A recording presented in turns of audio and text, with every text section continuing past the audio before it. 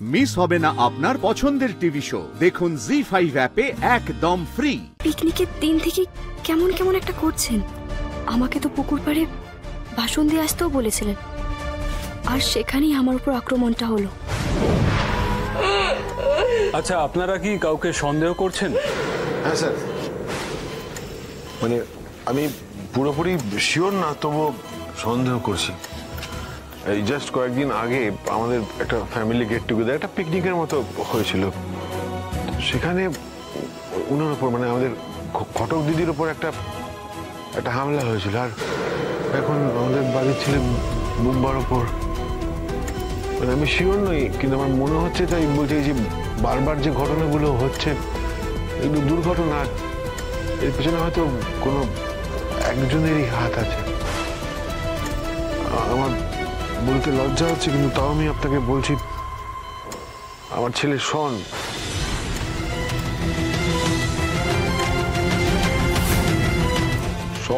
Jail থেকে পালানোর পর থেকে কিন্তু বারবার ঘটনাগুলো ঘটছে। আমি জানি না এর সাথে কোনো যোগাযোগ আছে কিনা।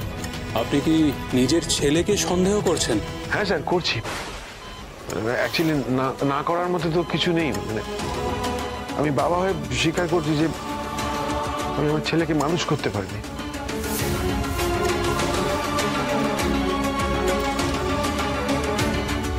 আপনি নিজের ছেলের ওপর দোষ দিচ্ছেন। আপনি জানেন এতে ওর কত বড় ক্ষতি হতে পারে? হ্যাঁ জানি স্যার, খুব ভালো করে জানি, কিন্তু আমি বলছি আমি বাবা হয়ে আমার ছেলেকে মানুষ করতে পারিনি। এটা কুলাঙ্গার তৈরি করেছে। আজ এই সব কিছুর সাথে যদি ওর যুক্ত থাকে না, এই কুকর্ম যদি আমার ছেলে স্মরণ করে থাকে, তাহলে আমি বলছি ওর চরম শাস্তি হওয়া উচিত। আপনারা আমাকে খুঁজে বার করুন স্যার, শাস্তি দিন। আমি ওর অধঃপতন দেখতে পাচ্ছি না। দাদা শান্ত, আমি ওর মনকে শক্ত করেই পাচ্ছি না। অফিসার, আমার ছেলে শন যদি এই ঘটনা ঘটিয়ে থাকে, আমি আপনাকে বলছি, আপনারা প্রমাণ করুন। আমি বাবা হয়ে আমার ছেলেকে গুলি করে চলে যাব।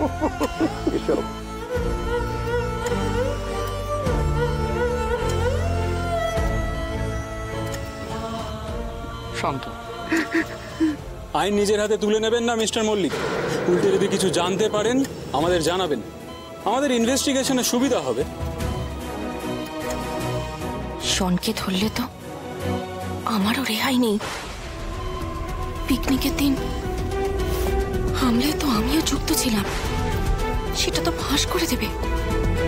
হে ভগবান, আমি যে কি করি। আমি বলছিলাম কি দাদা, শন না হয় একটা অন্যায় কাজ করেছে, এটা ঠিকই সত্যি, কিন্তু তা বলে কি সব দোষটা সব সময় শনের উপর চাপানো ঠিক হবে? একজন বাবা হয়ে সে যখন নিজের ছেলের শাস্তি চায়, তার মানে জানতে হবে তার ছেলে নিশ্চয়ই গোল্লায় গেছে। শন মল্লিক আমাদের হাত থেকে পালাতে পারবে না।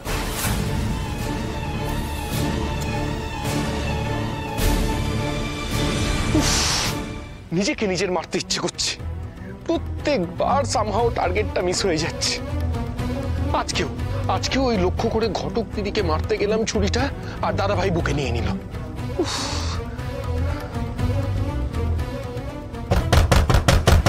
দরজা খোল।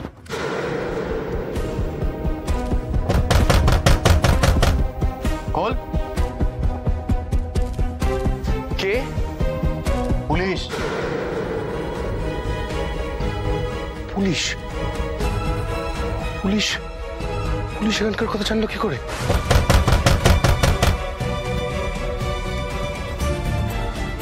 এ বাবা, তো পালানোরও এখান থেকে কোনো জায়গা নেই।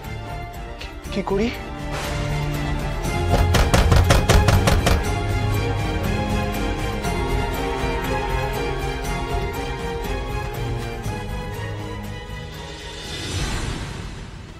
কেউ হামলা করলে তাকে পুরো মেরে ফেলে এখান থেকে পালাবো।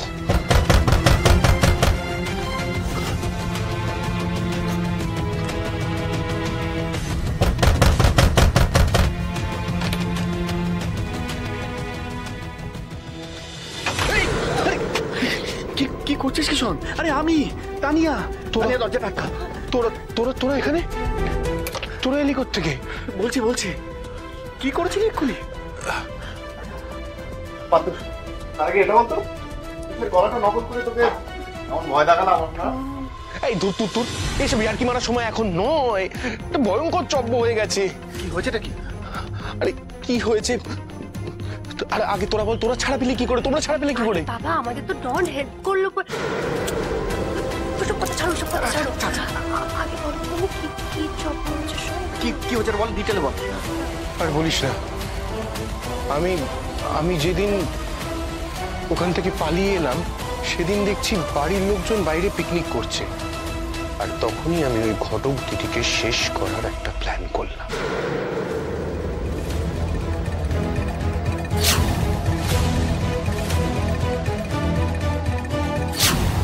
তারপর পিসিমণিকে ফোন করে জানতে পারলাম যে দাদা ভাই ঘটক দিদিকে বাঁচিয়ে দিয়েছে।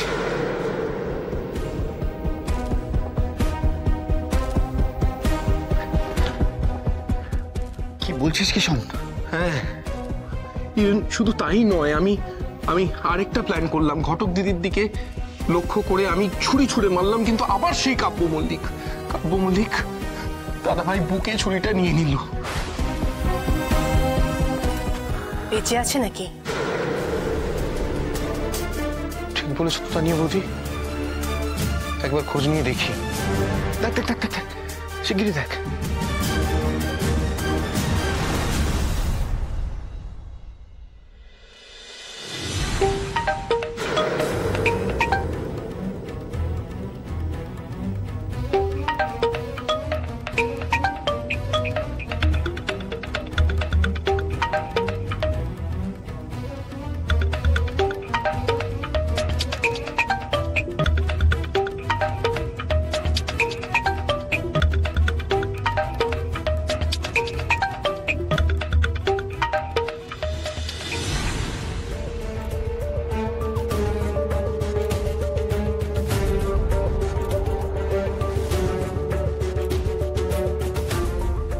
পিসি এরকম ফোন করতে করতে বেরিয়ে গেল কেন?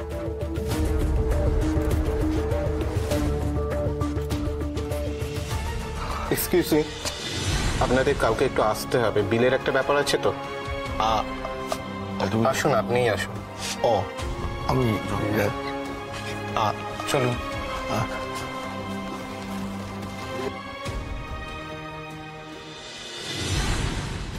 পিসি ফোনটা আসায় ওইভাবে বেরিয়ে গেলেন কেন? কেমন যেন মনে হলো কিছু একটা লুকোতে চাইছেন। ওনার আব্বা আমার একদম ভালো ঠেকছে না। পিকনিকের দিন থেকে কেমন একটা করছেন। আমাকে তো পুকুর পাড়ে ভাষণ দিয়ে আসতেও বলেছিলেন, আর সেখানেই আমার উপর আক্রমণটা হলো। জি5 ডাউনলোড করুন আর সব এপিসোড দেখুন একদম ফ্রি।